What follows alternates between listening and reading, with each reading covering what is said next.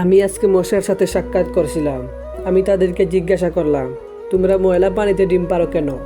মশা বলল, কারণ ভালো পানিতে ডিম পারলে মানুষ সিদ্ধ করে খেয়ে নিবে।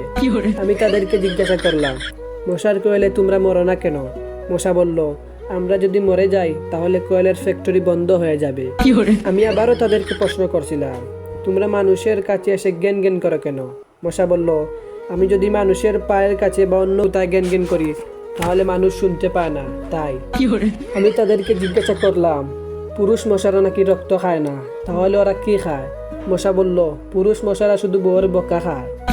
আমি বললাম, মশারা কামড়ালে মানুষের ডেঙ্গু হয় কেন? মশা বলল, মশারা কি শুধু মানুষের রক্ত নিয়ে যাবে, ওদেরকে কিছু দেবে না? তাই মশারা এতে স্বার্থপর না, তাই মানুষকে ডেঙ্গু উপহার দিয়ে যায়। মশার উপর সাক্ষাৎ করার পর আমি মশার উপর রিসার্চ করলাম।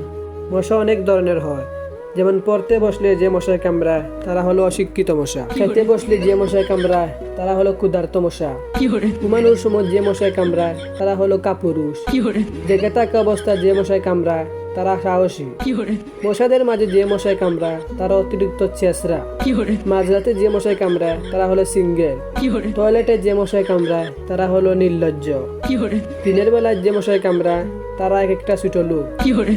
আমার এই ভিডিওটা দেখার সময় আপনারা যে মশায় কামড়াইতেছে তারা হলো প্রতিবাদী।